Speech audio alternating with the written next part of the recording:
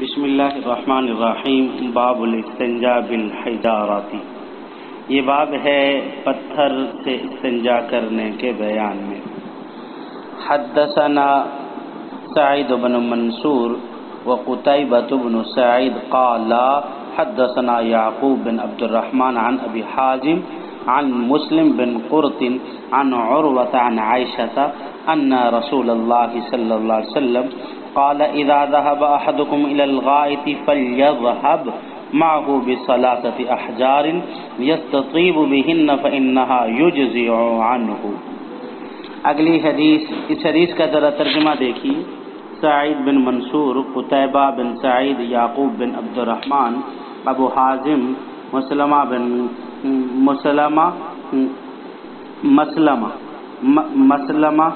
بن قرط اور حضرت عائشہ رضی اللہ عروہ سے، اور پھر حضرت عائشہ رضی اللہ تعالیٰ عنہ سے روایت ہے کہ رسول اللہ صلی اللہ علیہ وسلم نے ارشاد فرمایا کہ جب کوئی شخص پخانہ کرنے کے لیے جائے تو 3 ڈھیلے اپنے ساتھ لے جائے اور ان سے استنجا کرے، اور یہ ڈھیلے استنجا کے لیے کافی ہیں۔ جی آگے دوسری حدیث۔ حدثنا عبداللہ بن محمد النفیلی حدثنا ابو معاویہ عن ہشام بن عروہ عن عمر بن خزیمہ عن عمارہ بن خزیمہ عن خزیمہ بن ثابت قال سئل رسول اللہ صلی اللہ علیہ وسلم عن الاستطابۃ فقال بثلاثة احجار ليس فيها رجيع قال ابو داود كذا رواه ابو اسامہ وابن النمیر عن ہشام۔ اس حدیث کا ترجمہ دیکھیے۔ عبداللہ بن محمد نفیلی، ابو معاویہ، ہشام بن عروہ، عمر بن خزیمہ، حضرت خزیمہ بن ثابت رضی اللہ تعالی عنہ سے روایت کرتے ہیں کہ رسول اللہ صلی اللہ علیہ وسلم سے استنجا کے بارے میں دریافت کیا گیا تو آپ صلی اللہ علیہ وسلم نے فرمایا کہ استنجا 3 پتھروں سے کرنا چاہیے جن میں گوبر نہ ہو۔ امام ابو داؤد علیہ رحمہ فرماتے ہیں کہ ابو اسامہ اور ابن نمیر نے بھی ہشام کے حوالے سے اسی طرح کی حدیث نقل کی ہے۔ جی دیکھیں، اس حدیث کے تحت، اس بات کے تحت ہم 3 چیزیں بیان کریں گے۔ پہلی بات تو یہ ہے کہ مقصد باب یعنی جسے ہم ترجمۃ الباب بھی کہتے ہیں، اور دوسرے نمبر پر فرمایا کہ احجار کے عدد میں فقہا کا اختلاف، اور تیسرے نمبر پر فرمایا کہ تیسرے نمبر پر قال ابو داؤد کی غرض انشاءاللہ تعالی بیان کریں گے۔ دیکھیں یہاں پہلا جو ترجمۃ الباب ہے، کیونکہ اس میں ہم نے کہا کہ 2 احتمال ہو سکتے ہیں کہ ممکن ہے کہ استنجا بالحجر کے ثبوت اور جواز کو بیان کرنا ہو، اور یہ بھی ہو سکتا ہے کہ بیان عدد مقصود ہو، جیسا کہ لفظ جمع سے یہی مفہوم ہے۔ پہلی بات تو یہ کہ امام ابو داؤد یہاں شیعوں کا رد فرما رہے ہیں، کیونکہ شیعوں کے ہاں استنجا بالاحجار جائز نہیں ہے، بلکہ وہ کہتے ہیں کہ استنجا بالماء ضروری ہے۔ اور دوسری بات یہی ہے کہ امام ابو داؤد نے حدیث ذکر کر کے استنجا بالاحجار کو بھی ثابت کر دیا ہے کہ استنجا بالاحجار بھی جائز ہے۔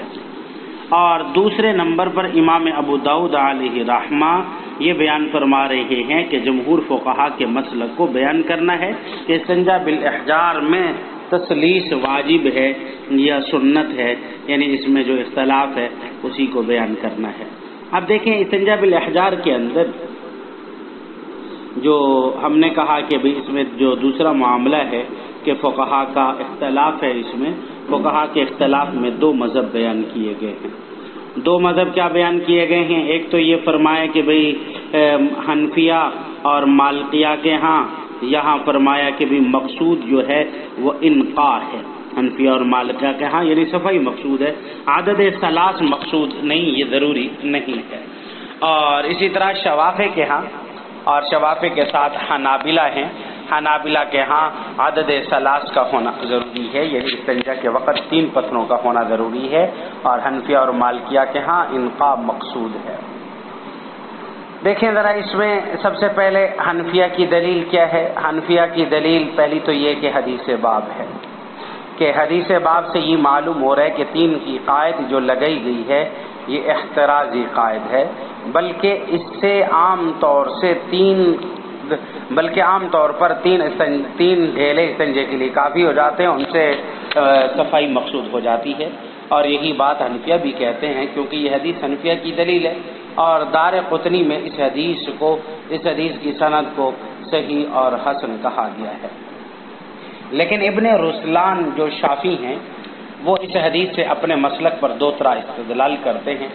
ایک تو یہ وہ کہتے ہیں کہ اس حدیث میں یہ لفظ آیا کہ فَلْيَذْهَبْ مَعَهُ، کہ یہاں امر کا صیغہ ہے، اور امر کا صیغہ جو ہے یہ وجوب کے لیے استعمال ہوتا ہے، وجوب کے معنی میں آتا ہے، اس وجہ سے یہاں 3 کا عدد واجب ہے۔ اور دوسرا یہ کہ اس حدیث کے اندر آخر میں آتا ہے کہ فَإِنَّهَا يُجْزِئُ عَنْهُ، اب وہ یجزئ وجوب کے معنی میں استعمال کرتے ہیں۔ آپ دیکھیں، لیکن ہم کہتے ہیں کہ 3 کی جو قائد ہے وہ احترازی نہیں بلکہ عادی ہے، کہ یعنی عادت 3 سے عام طور پر کافی ہو جاتی ہے، پوری ہو جاتی ہے۔ اور دوسری بات یہ کہ انہوں نے جو فرمائی کہ اجزاء جو ہیں یہ وجوب کے معنی میں استعمال ہوتے ہیں، لیکن ہم اس کا جواب یہ دیتے ہیں کہ دیکھیں امام طحاوی علیہ رحمہ سے ایک روایت حضرت عائشہ صدیقہ رضی اللہ تعالی عنہا سے ہے کہ جس میں آتا ہے فَإِنَّهَا سَيَقْفِيهِ، یعنی وہ کافی ہو جاتے تھے، یہ وارد ہوتا ہے۔ اور یہ روایت گویا کہ پچھلی اس روایت کے اندر یجزئ ہے، اس کا ترجمہ بیان کر رہی ہے کہ بھئی یہاں وجوب کا معنی نہیں ہے بلکہ اس کا معنی یہ ہے کافی ہے، اور اس کا معنی عادتاً کافی ہونا ہے، یہ احترازی قائد نہیں ہے بلکہ یہ قائد عادی ہے۔ اور اس مسئلے کے علاوہ اس بات کے علاوہ اس مسئلے میں عبداللہ بن مسعود رضی اللہ تعالیٰ عنہ کی حدیث سے بھی استدلال کیا گیا ہے۔ بخاری شریف میں ہے کہ جس میں آپ صلی اللہ علیہ وسلم نے قضاء حاجت کو جاتے وقت عبداللہ بن مسعود سے فرمایا کہ 3 پتھر لے آئیے۔ اس پر حضرت عبداللہ بن مسعود نے تلاش کی تو انہیں 2 پتھر ملے اور تیسرا نہیں ملا، تو انہوں نے اس کی بجائے لید اٹھا لی۔ تو آپ صلی اللہ علیہ وسلم نے 2 پتھروں کو لے لیا اور تیسرے کو لید کو پھینک دے دیا اور فرمایا کہ ھذا رجس، کہ یہ نجاست ہے۔ آپ صلی اللہ علیہ وسلم نے یہاں 2 پتھروں سے استنجا کیا ہے، اگر 3 سے استنجا کرنا ضروری ہوتا تو آپ صلی اللہ علیہ وسلم 2 سے استنجا نہ کرتے۔ اب آگے ہے شوافع اور حنابلہ کے دلائل۔ شوافع اور حنابلہ کی پہلی دلیل حدیث باب ہے کہ جس کے اندر یہ الفاظ آتے ہیں فَلْيَذْهَبْ مَعَهُ بِثَلَاثَةِ أَحْجَارٍ، کہ اپنے ساتھ آپ 3 پتھر لے جائیے۔ اور ان کی دوسری دلیل حدیث سلمان فارسی رضی اللہ تعالی عنہ ہے کہ جس کے اندر آتا ہے نہا ان یستنجا احدنا باقل من 3 احجار۔ اور تیسری حدیث ان کی حدیث ابی ہریرہ رضی اللہ تعالی عنہ ہے جس میں فرمایا گیا کہ لا یستنجا دون 3 احجار۔ اب دیکھیں ان کے جوابات، ان 3 حدیثوں کے جوابات یہ کہ صاحب ہدایہ نے جواب دیا کہ یہ حدیث خود شواف ہے کہ ہاں بھی قابل عمل نہیں ہے، کیونکہ ان کے نزدیک اگر ایک بڑے پتھر کے 3 کونے ہوں اور ہر کونے سے استنجا کر لیا جائے تو کافی ہو جاتا ہے، تو پھر ثلاثہ پر تو خود بھی ان کا عمل نہیں ہے۔ لیکن انور شاہ کشمیری نور اللہ مرقدہ فرماتے ہیں کہ یہ جواب کمزور ہے، کیونکہ 3 کونوں والا پتھر تو 3 پتھروں کے ہی حکم میں ہوتا ہے۔ اور اس کا دوسرا جواب یہ دیا گیا کہ یہ روایات جو حنابلہ اور شوافع نے روایات نقل کی ہیں یہ روایات استحباب پر محمول ہیں، اور اس کے ہم بھی قائل ہیں کہ مستحب ہے کہ 3 پتھر ہونے چاہیے، اور اس پر قرینہ استحباب پر قرینہ وہ دلائل ہیں کہ جو حنفیہ نے بیان کیے ہیں، جو حنفیہ کا مستدل ہے۔ دیکھیے ذرا آگے تیسری بات غرض ابو داؤد۔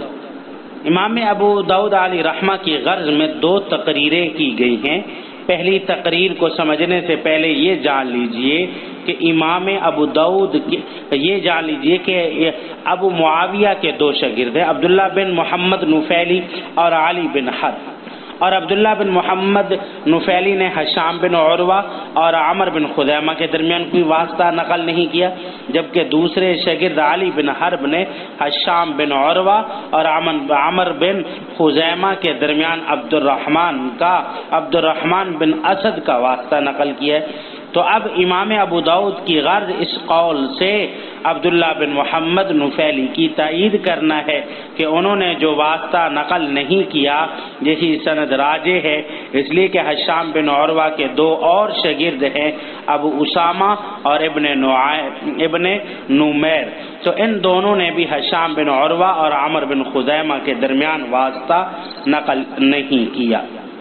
اور دوسری تقریر فی حل قال ابو داؤد کے حل کے اندر دیکھیں اس کا حاصل یہ کہ حشام بن عروہ کے 4 شاگرد ہیں، نمبر 1 ابو معاویہ، نمبر 2 ابو اسامہ اور ابن نمیر اور سفیان بن عیینہ۔ تو سفیان بن عیینہ نے حشام بن عروہ کے استاد ابو وجدہ کو ذکر کیا اور ابو معاویہ نے استاد عمر بن خزیمہ کو ذکر کیا۔ تو اب امام ابو داؤد کی غرض ابو معاویہ کی سند کو ترجیح دینا ہے کہ جس طرح ابو معاویہ نے حشام کے شیخ عمر بن خزیمہ کا ذکر کیا ہے تو حشام کے 2 اور شاگردوں نے بھی انہی کے شیخ عمر بن خزیمہ کا ذکر کیا ہے، اور امام ابو داؤد کی یہی غرض راجح ہے۔ اللہ رب العزت ہمیں سمجھنے اور عمل کرنے کی اور یاد کرنے کی توفیق عطا فرمائے۔ وما علینا الا البلاغ۔